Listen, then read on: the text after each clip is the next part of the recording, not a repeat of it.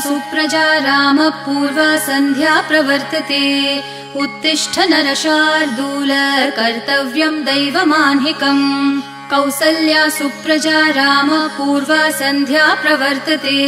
उत्तिष्ठ नरशार्दूल कर्तव्यं दैवमाह्निकम्। उत्तिष्ठोत्तिष्ठ गोविन्द उत्तिष्ठ गरुडध्वज। उत्तिष्ठ कमलाकान्त त्रैलोक्यं मङ्गलं कुरु। उत्तिष्ठोत्तिष्ठ गोविन्द उत्तिष्ठ गरुडध्वज। उत्तिष्ठ कमलाकान्त त्रैलोक्यं मङ्गलं कुरु।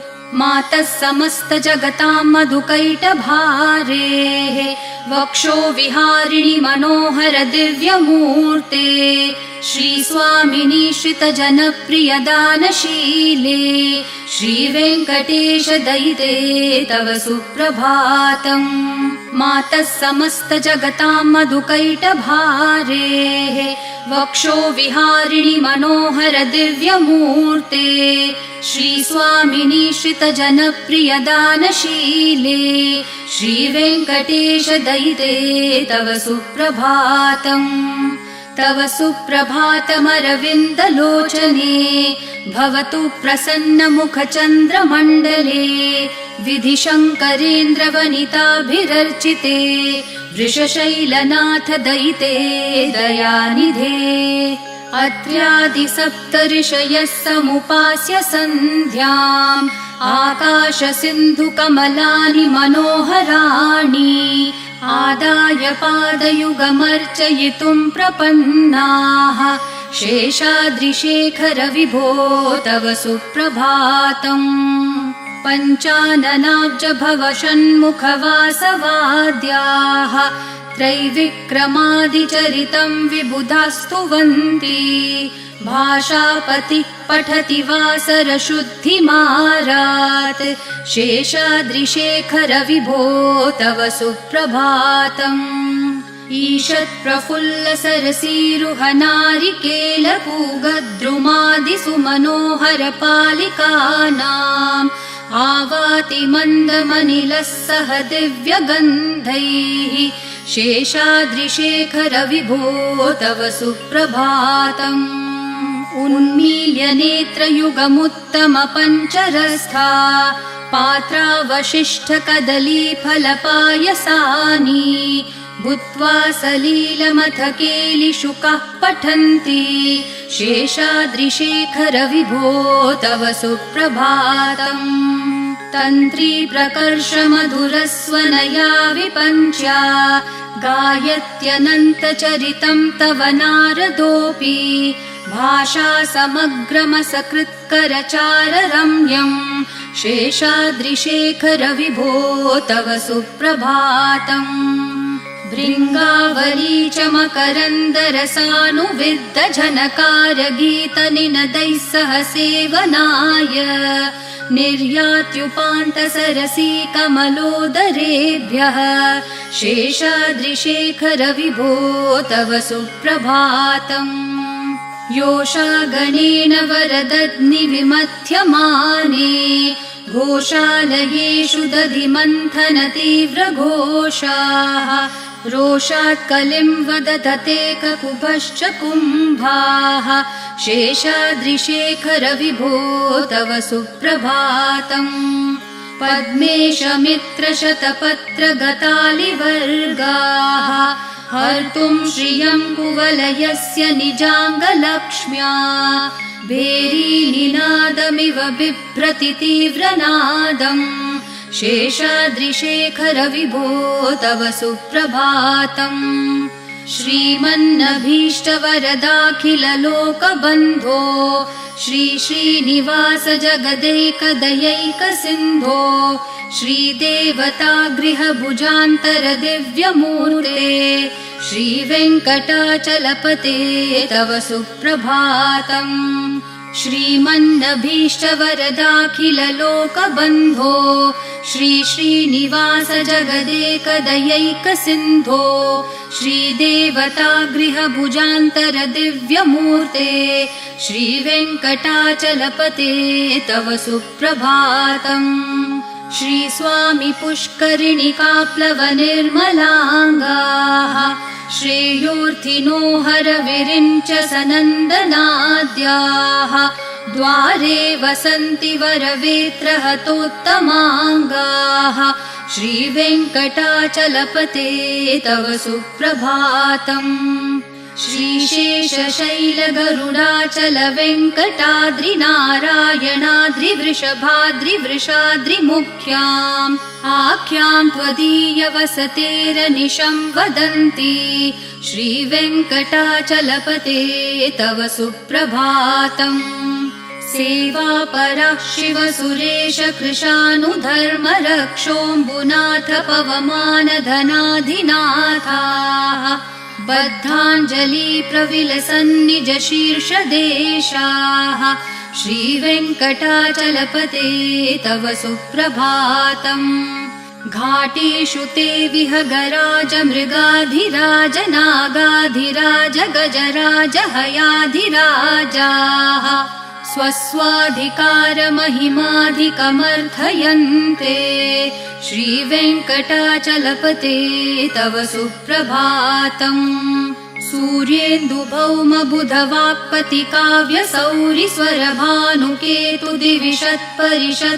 सूर्येन्दुभौमबुधवाक्पतिकाव्यसौरिस्वरभानुकेतुदिविषत्परिषत्प्रधानाः त्वद्दासदासचरमावधिदासदासाः श्रीवेङ्कटाचलपते तव सुप्रभातम् त्वत्पादधूलिभरितस्फुरितोत्तमाङ्गाः स्वर्गापवर्गनिरपेक्षनिजान्तरङ्गाः कल्पागमाकलनयाकुलतां लभन्ते श्रीवेङ्कटाचलपते तव सुप्रभातम् त्वद्गोपुराग्रशिखराणि निरीक्षमाणाः स्वर्गापवर्गपदवीं परमाश्रयन्तः मर्त्या मनुष्यभुवने मतिमाश्रयन्ते श्रीवेङ्कटाचलपते तव सुप्रभातम् श्रीभूमिनायक दयादिगुणामृताब्धे देवाधिदेव जगदेक शरण्यमूर्ते श्रीमन् अनन्त गरुडादिभिरर्चिताङ्घ्रे श्रीवेङ्कटाचलपते तव सुप्रभातम् श्रीपद्मनाभ पुरुषोत्तम वासुदेव वैकुण्ठमाधव जनार्दन चक्रपाणे श्रीवत्सचिह्न शरणागत पारिजात श्रीवेङ्कटाचलपते तव सुप्रभातम् कन्दर्पदर्पहर सुन्दर दिव्यमूर्ते कान्ताकुचाम्बुरुह कुड्मललोल दृष्टे कल्याण निर्मल गुणाकर दिव्यकीर्ते श्रीवेङ्कटाचलपते तव सुप्रभातम् मीनाकृते कमठकोल नृसिंहवर्णिन् स्वामिन् परश्वथ तपोधन रामचन्द्र शेषांश राम यदुनन्दन कल्किरूप श्रीवेङ्कटाचलपते तव सुप्रभातम् एलालवङ्गधनसार सुगन्धितीर्थम् दिव्यं वियत्सरिति हेम घटेषु पूर्णम् धृत्वाद्यवैदिकशिखामणयः प्रहृष्टा तिष्ठन्ति वेङ्कटपते तव सुप्रभातम् भास्वानुदेति विकचानि सरोरुहाणि सम्पूरयन्ति निनदैः ककुभो विहङ्गाः श्रीवैष्णवा सततमर्थितमङ्गलास्ते धामाश्रयन्ति तव वेङ्कट सुप्रभातम् ब्रह्मादयः सुरवराः समहर्षयस्ते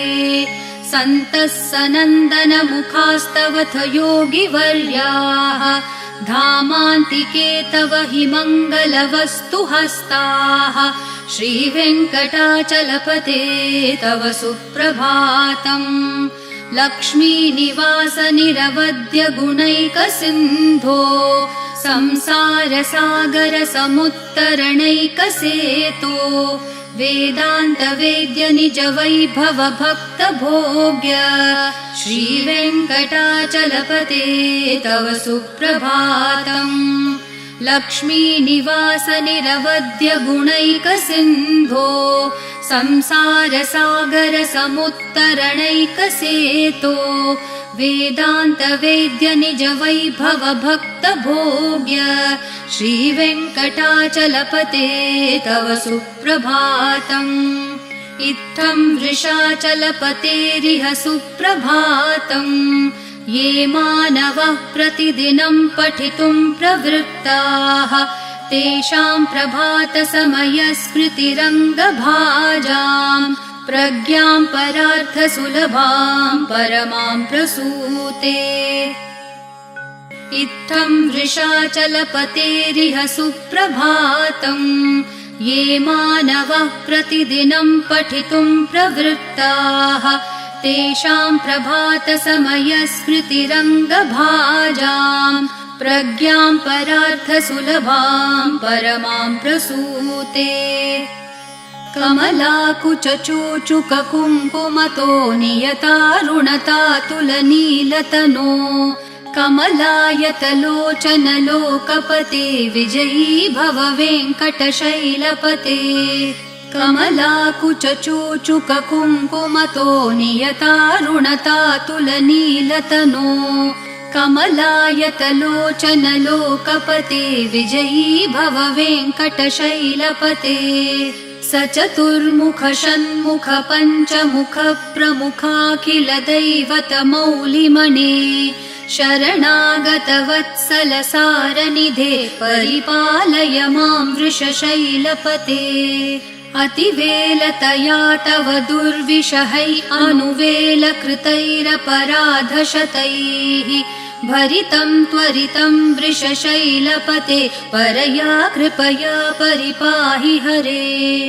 अधिवेङ्कटशैलमुदारमते जनताभिमताधिकदानरतात् परदेवतया गदितान्नगमै कमलादयितान्न परं कलये। कलवेणुरवावशगोपवधू शतकोटिवृतात् स्मरकोटिसमात् प्रतिवल्लविकाभिमतात् सुखदात् वसुदेवसुतान्न परं कलये। अभिराम गुणाकर दाशरथे जगदेकधनुर्धर धीरमते रघुनायक राम रमेश विभो वरदो भवदेव दया जलदे। अवनीतनया कमनीयकरं रजनीकर चारुमुखाम्बुरुहम् रजनीचरराजतमो मिहिरं महनीयमहं रघुराममये। सुमुखं सुहृदं सुलभं सुखदं स्वनुजं च सुखाय ममोघशरम् अपहाय रघुत्वहमन्यमहं न कथञ्चन कञ्चन जातु भजे। विना वेङ्कटेशं न नाथो न नाथ सदा वेङ्कटेशं स्मरामि स्मरामि। हरे वेङ्कटेश प्रसीद प्रसीद प्रियं वेङ्कटेश प्रयच्छ प्रयच्छ। विना वेङ्कटेशं न नाथो न नाथ सदा वेङ्कटेशं स्मरामि स्मरामि। हरे वेङ्कटेश प्रसीद प्रसीद प्रियं वेङ्कटेश प्रयच्छ प्रयच्छ। अहं दूरतस्ते पदाम्भोजयुग्म प्रणामेच्छयागत्य सेवां करोमि। सकृत्सेवया नित्यसेवाफलं त्वं प्रयच्छ प्रयच्छ प्रभो वेङ्कटेश। अज्ञानिना मया दोषान् अशेषान् विहितान् हरे क्षमस्वत्वं शेषशैलशिखामणे। अज्ञानिना मया दोषान् अशेषान् विहितान् हरे क्षमस्वत्वं शेषशैलशिखामणे। ईशानां जगतोऽस्य वेङ्कटपतेर्विष्णोः परां प्रेयसीं तद्वक्षस्थलनित्यवासरसिकां तत्क्षान्तिसंवर्धिनीं पद्मालङ्कृतपाणिपल्लवयुगां पद्मासनस्थां श्रियं वात्सल्यादिगुणोज्ज्वलां भगवतीं वन्दे जगन्मातरम् ईशानां जगतोऽस्य वेङ्कटपतेर्विष्णोः परां प्रेयसीं तद्वक्षस्थलनित्यवासरसिकां तत्क्षान्तिसंवर्धिनीं पद्मालङ्कृतपाणिपल्लवयुगां पद्मासनस्थां श्रियं वात्सल्यादिगुणोज्ज्वलां भगवतीं वन्दे जगन्मातरम् श्रीमान् कृपाजलनिधे कृतसर्वलोक सर्वज्ञ शक्तनतवत्सल सर्वशेषिन् स्वामिन् सुशील सुलभाश्रित पारिजात श्रीवेङ्कटेश चरणौ शरणं प्रपद्ये श्रीमान् कृपाजलनिधे कृतसर्वलोक सर्वज्ञ शक्तनतवत्सल सर्वशेषिन् स्वामिन् सुशील सुलभाश्रित पारिजात श्रीवेङ्कटेश चरणौ शरणं प्रपद्ये आनूपुरार्पित सुजात सुगन्धि पुष्प सौरभ्य सौरभकरौ समसन्निवेशौ सौम्यौ सदानुभवनेऽपि नवानुभाव्यौ श्रीवेङ्कटेश चरणौ शरणं प्रपद्ये सद्यो विकासि समुदित्वरसान्द्ररागः सौरभ्य निर्भर सरोरुह साम्यवार्ताम् सम्यक्षु साहसपदेषु विलेखयन्तौ श्रीवेङ्कटेश चरणौ शरणं प्रपद्ये रेखामयध्वज सुधाकलशातपत्रवज्राङ्कुशाम्बुरुह कल्पकशङ्खचक्रैः भव्यैरलङ्कृततलौ परतत्त्वचिह्नैः श्रीवेङ्कटेश चरणौ शरणं प्रपद्ये ताम्रोदरद्युतिपराजित पद्मरागौ ब्राह्मेर्महोभिरभिभूत महेन्द्रनीलौ उद्यन्नखांशुभिर्दस्त शशाङ्कभासौ श्रीवेङ्कटेश चरणौ शरणं प्रपद्ये सप्रेम भीतिकमलाकरपल्लवाभ्यां सम्माहनेऽपि सपदिक्लममादधानौ कान्ताववाङ्मनसगोचरसौ कुमार्यौ श्रीवेङ्कटेश चरणौ शरणं प्रपद्ये लक्ष्मीमहीतदनुरूपनिजानुभावन्नीलादिदिव्यमहिषीकरपल्लवानाम् आरुण्यसङ्क्रमणतः किल सान्द्ररागौ श्रीवेङ्कटेश चरणौ शरणं प्रपद्ये नित्यानमद्विधि शिवादिकिरीटकोटि प्रत्युक्तदीप्तिनवरत्नमःप्ररोहैः नीराजनाविधिमुदारमुपादधानौ श्रीवेङ्कटेश चरणौ शरणं प्रपद्ये विष्णोपदे परम इत्युदित प्रशंसो यौ मध्य उत्स इति भोग्यतयाप्युपातौ भूयस्ततेति तव पाणितलप्रदिष्टौ श्रीवेङ्कटेश चरणौ शरणं प्रपद्ये पार्थाय तत्सदृशसारथिना त्वयैव यौ दर्शितौ स्वचरणौ शरणं व्रजेति भूयोऽपि मह्यमिहतौ करदर्शितौ ते श्रीवेङ्कटेश चरणौ शरणं प्रपद्ये मन्मूर्धिकालियफने विकटाटवीषु श्रीवेङ्कटाद्रिशिखरे शिरसि श्रुतीनाम् चित्तेऽप्यनन्यमनसां सममाहितौ ते श्रीवेङ्कटेश चरणौ शरणं प्रपद्ये आम्लानहृष्यदवनीतलकीर्णपुष्पौ श्रीवेङ्कटाद्रिशिखराभरणायमानौ आनन्दिताखिल मनोनयनौ तवेतौ श्रीवेङ्कटेश चरणौ शरणं प्रपद्ये प्रायप्रपन्नजनता प्रथमावगाह्यो मातुस्तनाविविशिशोरमृतायमानौ प्राप्तौ परस्परतुलामतुलान्तरौ ते श्रीवेङ्कटेशचरणौ शरणं प्रपद्ये सत्वोत्तरैः सततसेव्यपदाम्बुजेन संसारतारकदशार्द्रदृगञ्चलेन सौम्योपयन्तृमुनिना मम दर्शितौ ते श्रीवेङ्कटेशचरणौ शरणं प्रपद्ये सत्वोत्तरैः सततसेव्यपदाम्बुजेन संसारतारकदशार्द्रदृगञ्चलेन सौम्योपयन्तृमुनिना मम दर्शितौ ते श्रीवेङ्कटेशचरणौ शरणं प्रपद्ये श्रीशश्रिया घटिकया त्वदुपाय भावे प्राप्ये त्वयि स्वयमुपेयतया स्फुरन्त्या नित्याश्रिताय निरवद्य गुणाय तुभ्यं श्यां किङ्करो वृषगिरीश न जातु मह्यम् श्रीशश्रिया घटिकया त्वदुपाय भावे प्राप्ये त्वयि स्वयमुपेयतया स्फुरन्त्या नित्याश्रिताय निरवद्य गुणाय तुभ्यं श्यां किङ्करो वृषगिरीश न जातु मह्यम् श्रियः कान्ताय कल्याणनिधये निधयेऽर्थिनां श्रीवेङ्कटनिवासाय श्रीनिवासाय मङ्गलम् श्रियः कान्ताय कल्याणनिधये निधयेऽर्थिनां श्रीवेङ्कटनिवासाय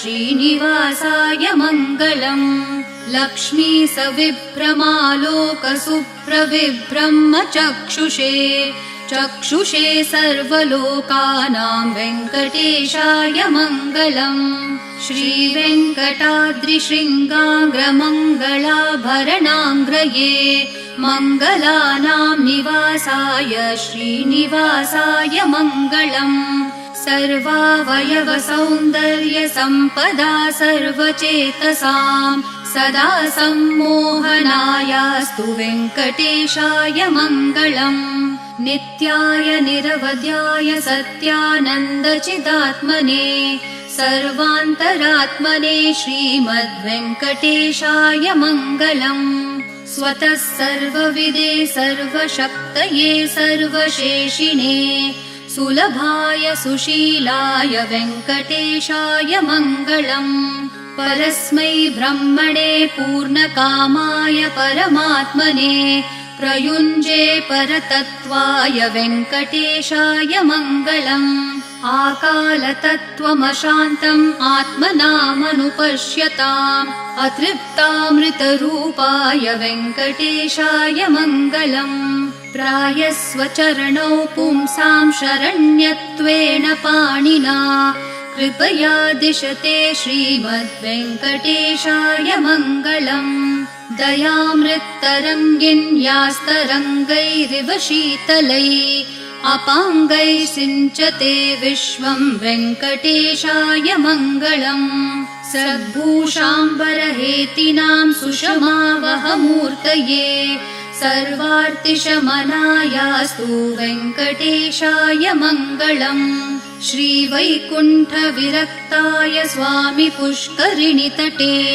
रमया रममाणाय वेङ्कटेशाय मङ्गलम् श्रीवैकुण्ठविरक्ताय स्वामि पुष्करिणीतटे रमया रममाणाय वेङ्कटेशाय मङ्गलम् श्रीमत्सुन्दरजामातृमुनिमानसवासिने सर्वलोकनिवासाय श्रीनिवासाय मङ्गलम् मङ्गलाशासनपरैर्मदाचार्य पुरोगमैः सर्वैश्च पूर्वैराचार्यैः सत्कृतायास्तु मङ्गलम्।